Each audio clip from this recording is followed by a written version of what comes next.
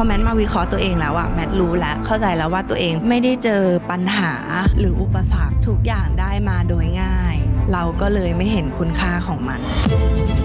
แมทไม่เห็นคุณค่าของการเป็นนางเอกหลายๆคนอยากมาอยู่ตรงนี้เยอะมากเลยแต่ว่าเขาไม่มีโอกาสแต่เราอะได้โอกาสแบบโดยที่เราไม่เคยออกไปไขว่คว้าหรือ work hard เพื่อมันเลยอะแต่ถามว่าเรารับผิดชอบไหมเรารับผิดชอบอย่างดีนะคะแต่ว่าเราไม่ได้เห็นคุณค่าของมันมากพอเวลามันเดินมาถึงวันที่เราเจอกับพายุลูกใหญ่อะมันเลยทำให้เราทิ้งมันไปง่ายๆคือไม่ได้เป็นความคิดที่แบบไม่สนใจใครนะแต่ว่าทำไมเราต้องมาทนอยู่ให้เราเหมือนเป็นถังขยะของคนทั้งประเทศเลยอะทั้งที่เราไม่ได้ทำด้วยซ้ำความมั่นใจในตัวเองมันลดลงกี่เปอร์เซ็นต์ถ้าเต็ม10เท่าไหร่เหลือ0เป็นคนติดการมีแฟนไหมติดถามว่าอยู่คนเดียวได้ไหมอยู่ได้แต่ว่าชอบที่จะมีคนไว้คอยดูแลกันและกันมากกว่าจริงๆแล้วแมทไม่ได้ชอบแบดบอยเลยนะแต่ทุกคนชอบบอกว่าแมทชอบแบดบอยอ่ะใครที่ดูคลิปนี้อยู่ Woody และทีมงาน Woody World ขอกำลังใจจากทุกคนหน่อยนะครับเพียงแค่กดไลค์กด subscribe แล้วก็กดกระดิ่งแจ้งเตือนเวลาพวกเรามีคลิปใหม่ๆขึ้นมาทุกคนจะได้รับรู้นะครับฝากด้วยนะครับทุกคนกดเลยครับกดสิกดนะกดยังอ่ะกดหน่อยกดนะครับสวัสดีค่ะพี่วูดดี้สวยเลยครับวันนี้ขอบคุณค่ะไม่ค่อยเห็นใส่ชุดอย่างนี้นะอุ๊ยที่เป็นแบบว่าคอแบบสวยไหมคะสวยมากครับคุณ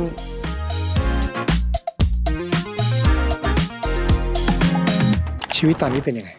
สบายดีค่ะ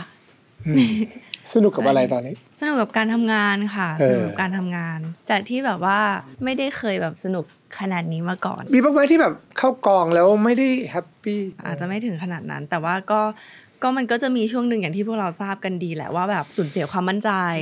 เรื่อง self esteem พี่อยากพูดหน่อยเพราะว่าตอนนี้คนเป็นกันเยอะมากมันเหมือนกับความมั่นใจมันหายไปโดนกระทบจากเรื่องราวต่างๆนานาแล้วพี่ว่าแมทน่าจะเป็นตัวท็อปของเรื่องนี้ไม่ปฏิเสธเลยนะเนี่ยครั้งแรกที่เรารู้สึกได้เลยว่าชีวิตฉันในวงการเนี้ยมันไม่ได้สวยงามแบบที่ฉันคิดไว้เนี่ยความมั่นใจในตัวเองมันลดลงกี่เปอร์เซ็นต์ถ้าเต็ม10ให้เท่าไหร่เหลือ0ใช่เหลือ0เลยค่ะมันแบบมัน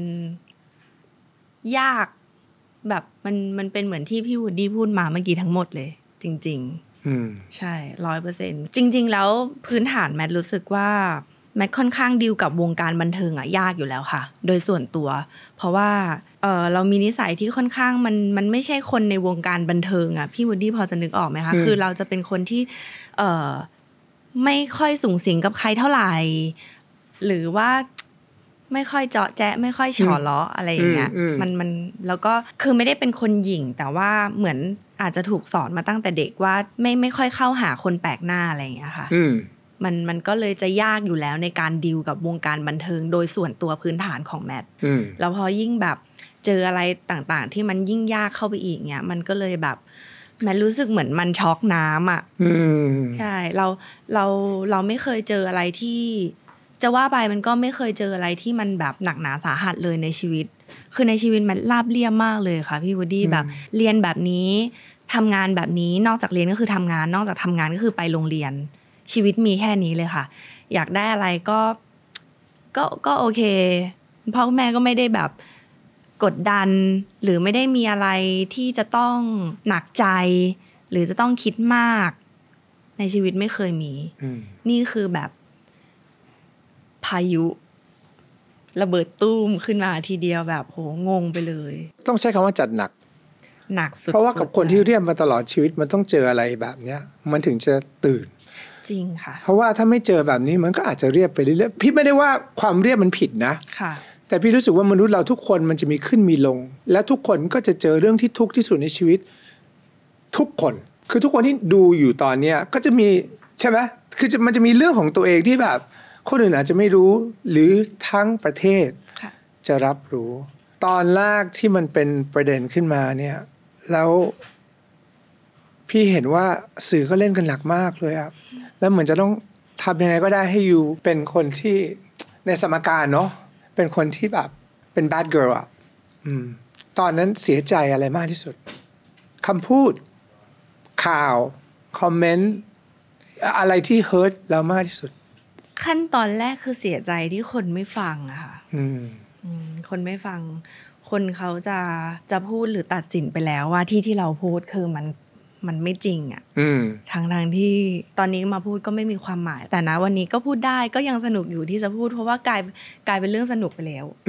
กลายเป็นเรื่องที่แบบว่ามันถ้าไม่มีอะอย่างที่พี่วูดดี้บอกมันถ้ามันไม่เกิดขึ้นอะมันจะไม่มีแมทใน mindset นี้ในวันนี้ที่ strong ขนาดนี้ใช่ค่ะใช่ทุกวันนี้เวลามันมีข่าวอะไรก็ตามที่มันในเชิง negative ตั้งตัวรับไหวชิลมากเลยตอนเนี้ยชิลมากแล้วได้เรียนรู้อะไรอะแมทเกี่ยวกับสังคมและโลกโดยเฉพาะออนไลน์ได้เรียนรู้การทำใจมั้งคะถ้าจะแยกย่อยออกมามันได้เรียนรู้เยอะมากเลยค่ะอย่างที่บอกว่าก่อนหน้านั้นคือแมทจะเป็นคนที่พอแมทมาวิเคราะห์ตัวเองแล้วอะแมทรู้แล้วเข้าใจแล้วว่าตัวเองพอแบบไม่ได้เจอปัญหาหรืออุปสรรคทุกอย่างได้มาโดยง่ายเราก็เลยไม่เห็นคุณค่าของมันแมทไม่เห็นคุณค่าของการเป็นนางเอกที่ทุกคนให้คำจำกัดความเราว่านางเอกนึกออกไหมคะหลายๆคนอยากมาอยู่ตรงนี้เยอะมากเลยแต่ว่าเขาไม่มีโอกาสแต่เราอะได้โอกาสแบบโดยที่เราไม่เคยออกไปไขว่คว้าหรือ work hard เพื่อมันเลยอะแต่พอมันได้มาปุ๊บเราก็แต่ถามว่าเรารับผิดชอบไหมเรารับผิดชอบอย่างดีนะคะแต่ว่าเราไม่ได้เห็นคุณค่าของมันมากพอเราไม่เห็นคุณค่าของมันมากพอแล้วเมื่อเวลามันเดินมาถึงวันที่เราเจอกับพายุลูกใหญ่อ่ะมันเลยทำให้เราแบบทิ้งมันไปง่ายๆทิ้งมันไปง่ายๆโดยแบบก็ไม่ได้เป็นไรหนิฉันไม่ได้เดือดร้อนหนิฉันไม่เคยขอใครมาเล่นละครหนิอะไรอย่างเงี้ยคือไม่ได้เป็นความคิดที่แบบไม่สนใจใครนะแต่ว่าเอ๊ะทำไมเราต้องมาทนอยู่ให้เราเหมือนเป็นถังขยะของคนทั้งประเทศเลยอ่ะทั้งที่เราไม่ได้ทำด้วยซ้ำค่ะแต่พอเวลามันผ่านไปเรื่อยๆเราก็จะรู้สึกว่ามันไม่ใช่แล้วคือหนึ่งเลยที่เรียนรู้คืออันนี้จริงมากคือน้ำเชี่ยวอย่าเอาเรือเข้าไปขวางเราได้รู้จักเริ่มแล้วนะคะเริ่มการเรียนรู้แล้วนะเราได้รู้จักการคอมโพรไมซ์ที่มันควรจะแบบอันไหนเราตึงได้เราหย่อนได้โอเคเราเรียนรู้เรารู้จักที่จะเข้าหรือจะออกหรืออันไหนจะเบาจะตึงอะไรอย่างเงี้ยเรารู้จักวิธีการนี้มากเลยหน้ามือเป็นหลังมือเลยเรียกว่าก่อนหน้านี้อันไหนที่คือเราอะพื้นฐานเราอยู่บนความแมทเป็นคนค่อนข้างรักษากฎระเบียบค่ะแล้วก็เราจะไม่ทำอะไรที่มันผิดอะที่มันผิดกฎหรืออะไรอย่างเงี้ยเราจะไม่ค่อยทำอยู่แล้วพื้นฐานทีนี้เราก็เลยเข้าใจว่าคนอื่นเขาจะไม่ทำแล้วถ้าคนอื่นเขาทำปุ๊บเราจะแบบแวดทันทีนึกออกปะคะเราจะแบบสู้ทันทีเราจะไฟท์ทันทีเราจะแบบมาดีพร้อมชนพร้อมไฟอยู่ตลอดถ้าอันไหนแมทไม่ผิดนะฆ่าแมทให้ตายมันก็ไม่ยอมรับอะแต่ถ้าอันไหนแมทผิดนะบอกมาแล้วแมทคิดว่าแบบเฮ้ยเราผิดจริงอะเราอยากเปลี่ยนนะเราอยากปรับปรุงเราอยากพัฒนาให้มันดีขึ้นอันนี้คือเรื่องหลักๆเลยที่แมทเรียนรู้จากเรื่องนี้เรื่องต่อๆมายิบย่อยต่างๆก็คือเป็นพวกแบบเป็นพวกเหมือนจะเข้าธรรมะแหละเหมือนจะเข้าธรรมะว่าเราต้องรู้จักที่จะเรียนรู้กับความทุกข์เนี้ยมันพูดเหมือนง่ายแต่จริงๆมันก็ยากแล้วมันก็ไม่ได้ง่ายแล้วมันก็ไม่ได้ยากขนาดนั้นแต่คือถ้าเรารู้ว่าทุกข์มันคืออะไรอ่ะเราจะต้องทำความเข้าใจมันแล้วเราก็พอถึงเวลาที่เราเข้าใจมันแล้วอ่ะมันจะเหมือนเป็นการดีดนิ้วนึงว่าอ๋อมันก็แค่เนี้ยมันก็แค่นี้ที่หมายความว่าแบบโอเคมันหนักก็จริงแหละมันหนักมากๆเลยอ่ะมันหนักมากๆเลยก็จริงแต่ว่าแล้วเราทำยังไงได้เราก็ได้แต่เรียนรู้แล้วก็ยอมรับแล้วก็อยู่กับมันไปเพราะไม่งั้นเราก็จะคือคนที่อยู่ไม่ได้พ่ายแพ้เป็นบ้าประสาทกินเครียดร้องไห้ผมงอกเคยคิดจะลาออกจากวงการไหมคิดทุกปี คิดทุกปีตั้งแต่ทำงานแล้วค่ะเพราะว่าอย่างที่บอกคือโดยส่วนตัวแมทดิวกับวงการบันเทิงยากมากคือถามว่าแมทอยู่กองละครแมทสนุกนะเล่นละครได้อย่างเดียวอะค่ะเล่นได้แค่อยู่หน้ากล้องเป็นคนอื่นอ่านบทของตัวเองแล้วก็เป็นคนอื่นอะแต่ถ้าจะให้เราต้องมาแบบ วาง strategy ในการที่จะเป็นแบบออกงานอย่างนี้มีข่าวอย่างนี้เพราะพี่ไม่ค่อยเห็นคุณทำ strategy เรื่องโซเชียลมีเดียไม่มีเลยต้องโพสต์อย่างนี้ต้องเป็นข่าวอย่างนี้ในจังหวะนี้เพื่อจะออกอีเวนต์พี่ไม่เห็นคุณอยู่ในกระบวนการนั้นเลยไม่มีเลยค่ะทุกวันนี้ก็ยังไม่มีใช่และพี่ก็รู้สึกว่าการที่คุณเลือกอะไรก็ตามในชีวิตคุณก็คงกลั่นกรองมาแล้วเยอะพอสมควรแต่พี่เห็นว่าสื่อไทยอ่ะเขาจะชอบมากเลยเวลามันเกี่ยวกับเรื่องของความรักมันเป็นอะไรที่สนุกปากคนใช่มีตัวละครที่เข้ามามันเขียนแล้วมันสนุกนะทั้งที่ความจริงในความเป็นจริงเราก็รู้จากเพื่อนแล้วว่าเขาก็เลิกลากันด้วยดีเขาก็จบไปแล้วคนที่เขามีสิทธิ์คบแต่สังคมไม่ได้อาจจะดูละครหรือว่าเสพในสิ่งที่เขาอยากจะเสพมากกว่ารวมไปถึงเรื่องอื่นๆที่ตามมาอีกหลายๆช็อตหลายๆเรื่องพี่เลยอยากแนะนำตอนนี้เป็นโสดปะโสดค่ะอยู่แบบนี้ไปเรื่อยๆค่ะลองดูค่ะลองดูเพราะว่าบางทีบางครั้งเวลามันมีอะไรเข้ามาหรือ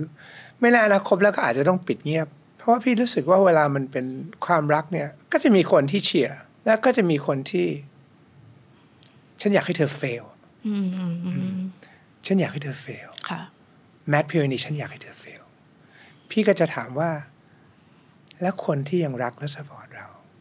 มันต้องมีเยอะมากที่ส่งคอมเมนต์มาให้เล่าให้ฟังซิว่าแฟนๆที่เขาสปอร์ตเราเนี่ยเขาให้กำลังใจเราขนาดไหนให้แบบดีมากจนก็เป็นส่วนหนึ่งที่ทำให้แมทอยู่รอดได้มาจนถึงทุกวันนี้ใช่ค่ะแฟนๆด้วยหมายถึงคนที่เขายังรักและเข้าใจเราในฐานะคนดูอะไรเงี้ยแต่ที่มันแบบว่าประทับใจแล้วก็นี่ก็เป็นอีกเรื่องหนึ่งนะคะที่เรียนรู้ก็คือเราไม่อยากใช้คำพูดว่าเราไม่ค่อยให้ความสำคัญแต่ก็มันประมาณนั้นกับคนใกล้ๆตัวครอบครัวเพื่อนหรือเขาใช้คำว่ากัลยาณมิตรเนาะใช่ไหมคะแบบรุ่นพี่หลายๆท่านหรือรุ่นน้องหลายๆคนอะไรอย่างเงี้ยค่ะคนรอบข้างเราที่สนิทมากๆอยู่แล้วเงี้ยแต่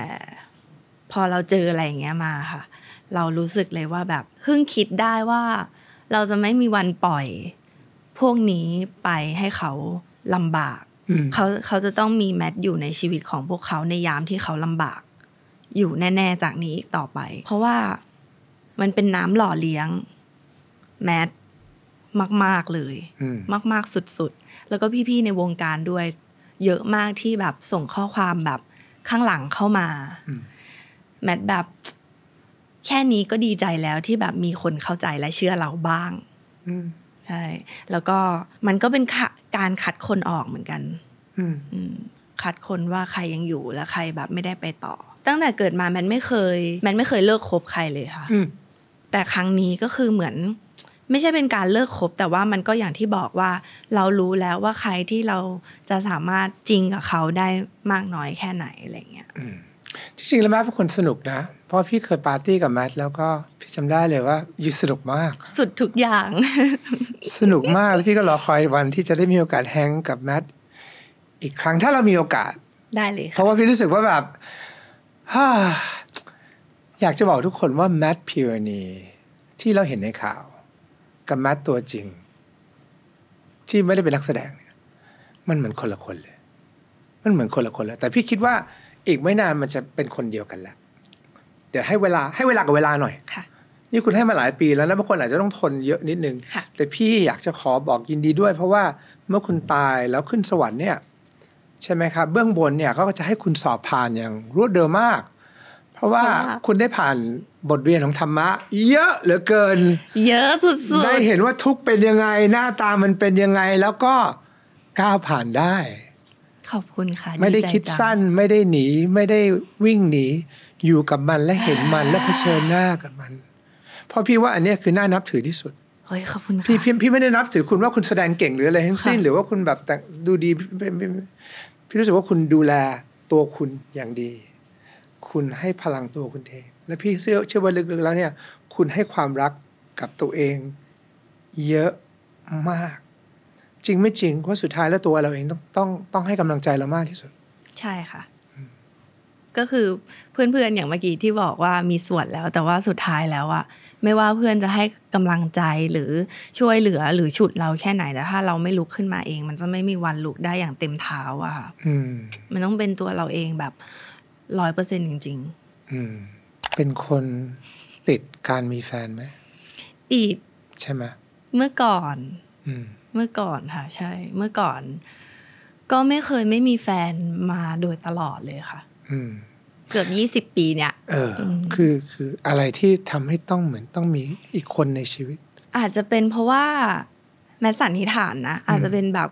เป็นเด็กมีปัญหาอะไรอย่างเงี้ยขาดความรักเพราะว่าไม่ได้อยู่กับป๊าไงค่ะป๊าก็จะทำงานอยู่ต่างประเทศอะไรเงี้ยนานๆเจอกันทีแล้วก็ถามว่าอยู่คนเดียวได้ไหมอยู่ได้แต่ว่าชอบที่จะมีคนไว้คอยดูแลกันและกันมากกว่าแล้วถ้าให้พี่เดานิสัยของผู้ชายจะคล้ายๆป๊าไหม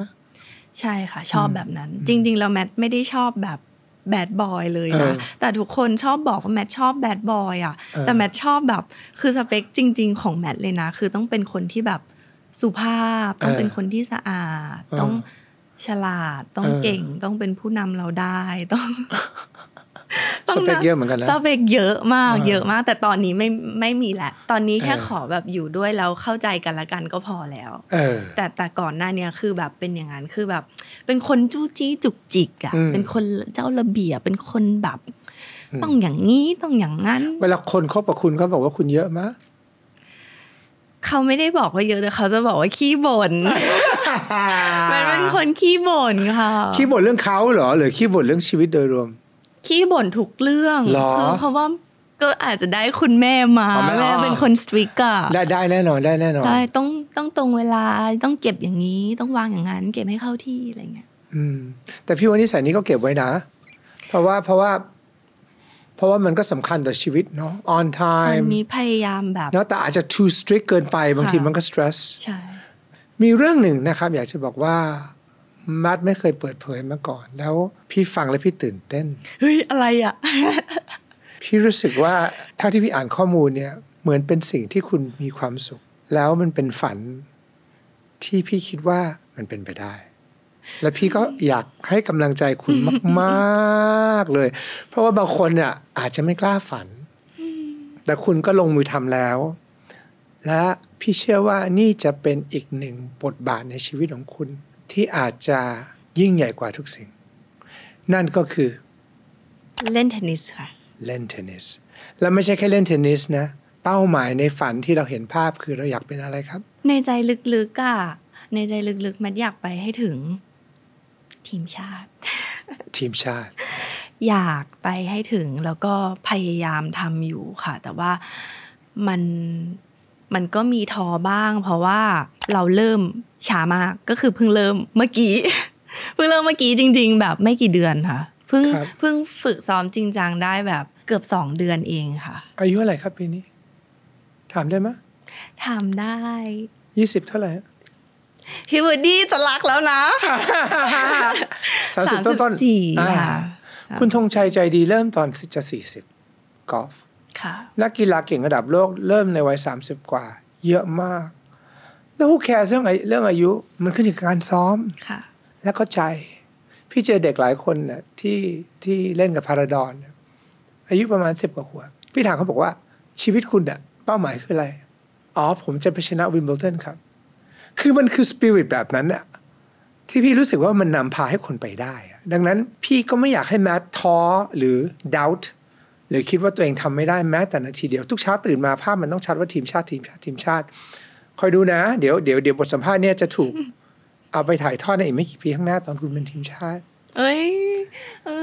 แมทและพี่อยากให้กำลังใจคุณคือคุณต้องยึดกับสิ่งนี้ให้มันแน่นมากเพราะถ้าที่พี่เห็นแล้วเนี่ยมันเป็นพลังบวกในชีวิตคุณกีฬาเป็นเรื่องดีมันเป็นแบบอย่างที่ดีและพี่ว่าเทนนิสมันเป็นอะไรที่ underrated หมายถึงว่าคนไม่ค่อยให้ค่ากับมันเท่าไหร่นักในเมืองไทยและพี่ว่ามันไม่มีใครในตลาดนี้ด้วยดังนั้นนักกีฬาเทนนิสหน้าตาอย่างแมทเนี่ยพี่ว่าพี่อยากเห็นมากเลยพี่วูดดี้เชื่อป่ะแค่แบบคือแมทยังไม่เก่งตอนเนี้ยแล้วทุกครั้งที่ตีไปลูกที่1อย่างเงี้ยแล้วพอเราตีลูกที่2เรากลับไปคิดลูกที่1ว่าเมื่อกี้เราป ประมวลผลว่าอันนู้นอันนี้อันนั้นอันนู้นอันนี้นั้นใช่ป่ะ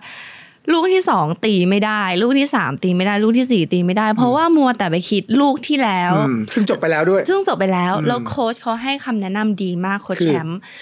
เขาบอกว่าคือมันมีเป็น10 point อ่ะแล้วอันนี้มันเป็นแค่ point เดียวเองที่คุณเสียไปอ่ะในสมมติ100 point อย่างเงี้ยคุณเสียไป point ที่1เองอีก99คุณจะปล่อยให้คู่แข่งเหรอมันก็ไม่ได้จบไปแล้ว point ที่1เพราะฉะนั้นคุณมาเอา point ที่2 point ที่3เสียก็ไม่เป็นไรเอา point อื่นต่อไปไม่ใช่ว่าเสีย point เดียวแล้วอีก99คุณไม่เอาแล้วอ่ะมันก็แบบใจมาแต่ก็คือแบบเป็นคนเซนซิทีฟคือพอเล่นไม่ได้แบบใช้อารมณ์เล่นไม่ได้ใช้อารมณ์เล่นไม่ได้แบบสติไปละลูกต่อไปไม่ดีละสงสารโค้ชมากโค้ชต้องคอยให้กำลังใจพี่ว่าพออารมณ์มันนิ่งเมื่อไหร่อ่ะมันจะไปต่อได้แล้วก็ต้องอยู่กับปัจจุบันพยายามอยู่ตอนนี้พยายามฝึกเยอะขนาดไหนครับก็อย่างน้อยจันทร์ถึงพุธค่ะวันละ2 ชั่วโมงอย่างต่ำกับโปรแชมป์ใช่ค่ะกะจะสมัครเข้าทีมชาติในปีไหนครับปีนี้ปี2023เดือนนี้เดือนสิงหาก็ปรึกษากับโค้ชอยู่เรื่อยๆก็น่าเริ่มได้ที่35ค่ะรุ่นใหญ่ก็อาจจะเป็นนั่นแหละค่ะประมาณนั้นลองระหว่างนี้ก็ฝึกไปจนลองเก็บแต้มลองแบบที่นู้นที่นี่ลองแข่งดูก่อนให้ลิ้มรสถึงการแข่งดูก่อนว่าจริงๆแล้วแมทว่าแมตช์แรกของแมทต้องแบบตายไปเลยแน่เลยต้องตื่นเต้นสุดๆเป็นอินฟลูสายกีฬาพี่ว่าดีนะเพราะว่าคุณดูแลสุขภาพด้วยไงใช่ป่ะดูแลหนักมากดูแลหนักขนาดไหนเล่าให้ฟังสิเป็นคนที่แบบว่าทานอาหารครบ5 หมู่ผักผลไม้ดื่มน้ำเยอะออกกำลังกายแล้วก็พักผ่อนดีทาครีมทุกอย่างคือแบบค่อนข้างที่รู้สึกว่าน่าพอใจในเรื่องการดูแลตัวเองค่ะแต่นั้นหัวจดเท้าและภายในดูแลอย่างดีค่ะการกินก็สำคัญมากจังฟู้ดกินไหมก็ทานเอาจริงๆแล้วเพราะว่าคือจริงๆแล้วพื้นฐานเป็นคนทานเก่งแล้วทานเยอะเห็นแบบทุกคนพูดหมดเลยว่าแบบรู้จักหมูกระทะไหมคือแบบแมททานบ่อยมากค่ะแมททานบ่อยมากแต่ก็คืออย่างที่พี่บูดดี้บอกพอเราโตมาเราก็รู้จักเริ่มบาลานซ์มากขึ้นมันต้องมีวันที่เรากินเสียบ้างนึกออกไหมคะแล้วก็โอเคส่วนใหญ่เราก็กินดีนั่นแหละครบ5 หมู่ให้มีสารอาหารแล้วก็อย่างที่บอกคือพอเราใช้เวลาไปกับพละกำลังมันถูกดูดไปเยอะมากเลยนะคะที่เราซ้อมหนักขนาดเนี้ยเพราะฉะนั้นโปรตีนหรือวิตามินหรือสารอาหารทุกอย่างมันต้องถึงอ่ะมันต้องครบถ้วนอ่ะใช่แล้วทำยังไงให้มัน stay fit อ่ะคนอาจจะอยากทราบเคล็ดลับเพราะว่าการที่จะให้ร่างกายมันฟิตแล้วก็มีหุ่นที่มันเป๊ะอย่างเงี้ยใช่ป่ะว่าเราอยู่ในวงการเราต้องใช้หรือเป็นนักกีฬาเราต้องใช้เนี่ยมันมีอะไรบ้างนอกจากเรื่องอาหารการออกกำลังกายมีอื่นๆใดๆอีกไหมมีตัวเสริมอยู่แล้วค่ะก็คือวิตามินก็คือต้องถึงอยู่แล้วอย่างที่บอกเมื่อกี้แล้วก็อีกอย่างนึงคือเกินก่อนว่าพอเราอายุเยอะขึ้นน่ะแม้ว่าทุกคนน่ะเป็นหมดโดยเฉพาะผู้หญิงแล้ว30ขึ้นมาแล้วอ่ะการเผาผลาญมันไม่เหมือนเดิมนะคะคือที่เราจะมาทานไก่ทอดเยอะๆเหมือนเดิมแล้วทานได้เหมือนเดิม enjoy เหมือนเดิมแต่แล้วไงอ่ะพุงหรือว่าเผาผลาญไขมันแบบไม่ได้เท่ากับตอน20อย่างเงี้ยมันก็ต้องมีตัวช่วยนิดนึงใช่เพราะการเบิร์นเป็นเรื่องสำคัญมากยิ่งอายุมากขึ้นเนี่ยเตาเผามันน่าจะหมดสุขภาพแน่นอนถ้าเราไม่ทำให้มันเผาหนักขึ้นซึ่งแต่กระบวนการนั้นนักกีฬาต้องโอ้โหมันซับซ้อนอ่ะพี่ว่าสำหรับคนส่วนมากเนี่ยน่าจะต้องใช้วิธีการแบบให้มันเบิร์นได้ง่ายขึ้นต้องให้มันเบิร์นกลับมาให้เหมือนเดิมคือล่าสุดเนี่ยปอกับเอเนี่ยเขาได้มีโอกาสมาคุยกับพี่และได้คุยเรื่องเอโลวาแล้วแบบชีวิตแบบหลายคนเปลี่ยนไปเยอะมากแล้วคนดูรายการแล้วแบบอินมากแล้วพี่เพิ่งทราบว่าคุณก็ได้มีโอกาสเป็นพาร์ทเนอร์กับเอโลวาเอามาด้วยเหรอโอเคก็เลยคุยกับเอโลวาว่าอยากคุยเรื่องเอโลวาหน่อยแล้วก็อยากให้มีโปรโมชั่นหน่อยในรายการเพราะว่าครั้งที่แล้วมันประสบความสำเร็จมากแล้วคนก็ไม่คิดว่าเอโลวาเจ้าแท่งหลอดเนี้ยมันจะช่วยชีวิตคนได้เยอะมากมันช่วยคุณยังไงบ้างช่วยทำให้พุงยุบแล้วก็ขับถ่ายดีอันนี้คือสิ่งที่เห็นผลจริงๆกับตัวเองนะค่ะใช่แล้วก็มันทานง่ายมันทานแบบสะดวกคือพอเล่นกีฬาแล้วแบบแมทอยากแบบได้อะไรที่มันซ่าๆหวานๆเปรี้ยวๆสดชื่นกินแล้วแบบอย่างเงี้ยแต่ว่าเราไม่อยากทานน้ำหวานไงเราไม่อยากไปทานพวกน้ำสีน้ำซ่าต่างๆอะไรเงี้ยอันเนี้ยเหมือนเป็นแบบ ตัวแทนน้ำหวานเพื่อสุขภาพของจริงใช่มันสดชื่นแล้วมันก็อร่อยแล้วอีกอย่างนึงคือแบบสิ่งที่เห็นผลสำหรับแมทเลยคือตื่นมาคือพุงยุบดื่มตอนไหนส่วนตัวแมทนะแมทน่ะดื่มหลังออกกำลังกายครับคนที่ดูแลสุขภาพอยู่แล้วนะครับหรือว่าคนที่อยากมีสุขภาพที่ดี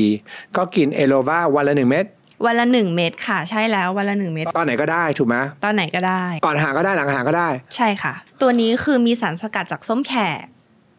ใช่สารสกัดจากส้มแขกนี่คือช่วยในเรื่องของการเบิร์นอยู่แล้วค่ะแล้วก็มียาระบายอ่อนๆนิดนึงซึ่งแมทรู้สึกว่ามันดีมากคือมันทำให้แบบว่าการขับถ่ายของเรายังคงที่แล้วก็สมดุลครับค่ะอันนี้คือตัวที่แมทชอบที่สุดคุณไปหักคอคุณเอ๋มาแล้วใช่ไหมใช่ครั้งที่แล้วโปรเขาดีมากเลยนะครั้งนี้คือยังไง1 กล่องวันนี้ก็ได้ 1,090 บาท1 กล่อง 1,090 บาทใช่แต่ถ้า2 กล่องก็ 2,090 บาทแต่แถมอีก1 หลอดโอเค1 กล่องมีกี่หลอด1 กล่องมี3 หลอดก็แปลว่าถ้าซื้อ2 กล่องก็จะมี6 หลอดแถม1เป็น7ใช่ค่ะในราคาแค่ 2,090 บาทจบแล้วใช่ไหมแต่ถ้าซื้อ3 กล่องมีด้วย3 กล่องก็ 3,079 บาท9 หลอดถูกแล้วแถมอะไรอีกไหมแถม2 หลอดจ้ะก็เป็น11 หลอดใช่ในราคา 3,079 บาทมีอีกไหมปังไหมปัง รู้สึกว่าอาจจะปังกว่าครั้งที่แล้วนะปังไหมปังกว่าไหมปังอันนี้สามารถซื้อได้ผ่านทาง Move Fast เดี๋ยวเราขึ้นรายละเอียดให้ทุกคนแล้วกันเนาะเบอร์ 02-014-8884 มี Line แอดไหม Line แอดนะคะ@elova AELOVA และการันตีจาก Move Fast ให้พี่ได้ไหมว่าอันนี้เป็นดีลที่ดีสำหรับ Woody FM ดีลที่ดีที่สุดแล้วตอนนี้ไม่สามารถได้โปรนี้ที่ไหนแน่นอนนะคะเพราะว่าอย่างที่บอกคือไปหักคอพี่เอ๋มาเรียบร้อยแล้วก็อยากให้ซื้อที่แค่กับ Mood Fast เพราะว่าจริงแท้แน่นอนไม่มีตัวแทนคุณจะได้โปรนี้เท่านั้นจากที่นี่พี่ชอบตรงที่ว่ามันเป็นเหมือนตัวแทนของน้ำหวานอะเพื่อสุขภาพอะคือแมทจะกินอะไรแมทบอกเลยแมทไม่ซีสัวตามันต้องแบบเฟี้ยวฟ้าวจริงๆพี่เชื่อดูคอนเทนต์นี้ของเรา2 คนอย่าลืมเม้นต์มาด้วยนะครับให้กำลังใจแมทกันเยอะๆและใครคิดว่าแมทจะได้มีโอกาสเป็นนักกีฬาทีมชาติแนะนำมาหน่อยว่าแมทต้องเตรียมตัวยังไงโดยเฉพาะคนที่ชอบตีเทนนิสคอมเมนต์กันมาเยอะๆนะครับส่วนใครที่ดูแล้วนะครับอยากได้ร่างที่แข็งแรงร่างที่เรียกได้ว่าฟิตขึ้นกับเอโลวาก็ดูที่คอมเมนต์แล้วกันแล้วก็จะมีรายละเอียดโปรโมชั่นให้สำหรับคนที่ติดตามไม่ทันนะครับแล้วก็มาบอกผลลัพธ์หน่อยละกันว่ากินเอโลวาเป็นยังไงทั้งที่รับป๋อเอ๋มาโอ้โหถล่มทลายก็แมนมาเพราะว่าดูพี่ป๋อพี่เอ๋ที่มาพี่วูดดี้เนี่ยอ๋อเหรอใช่นั่นแหละแล้วถ่ายที่ไหนก็คือเจอแต่ตัวแม่กินตัวแม่ทั้งนั้นเลยเดี๋ยวเราทำให้ดูเลยดีกว่ามาผสมยังไงฮะคุณแมทอย่างนี้เลยง่ายๆเป็นเม็ดฟูทั่วไปแล้วก็มาตรฐานคือไม่ต้องมีความสงสัยคือทำไมที่แมททานปกติแมทไม่ได้ทานอะไรเลื่อยเปื่อยนะคะพี่วูดดี้เปื่อยแล้วเราก็ใส่ลงไปเนาะไม่ใช่อันนี้จ้ะข้างในแมทไม่ทานอะไรเลื่อยเปื่อยนะพี่วูดดี้ไม่ชมแมทหน่อยหรอแมทเป็นคนที่เป๊ะมากแมทไม่ทำอะไรไม่ทานเลยเลื่อยเปื่อยใช่แมทไม่ทานอะไรเลื่อยเปื่อยจริงๆคือก่อนที่แมทจะทานอะไรแมทบอกเลยว่าแมทอ่านรีวิวแล้วก็ศึกษาแบบส่วนผสมข้างในเยอะมากๆแล้วเนี้ยคือส่วนประกอบของเขาวัตถุดิบของเขามาจากโรงงานจากเยอรมนีนะคะบอกเลยไม่ได้แบบว่ารับตังค์แล้วก็พูดอะไรก็ได้ถูกอันนี้คือกินจริงค่ะเดี๋ยวฉันกินให้ดูรอให้มันสลายตัวมันสลายเร็วเหมือนกันนะเนี่ยแม่ชอบบอกว่ารอให้มันสลายตัวให้หมดก่อนพี่ขออีกแก้วหนึ่งได้ไหมละลายเสร็จแล้ว Cheers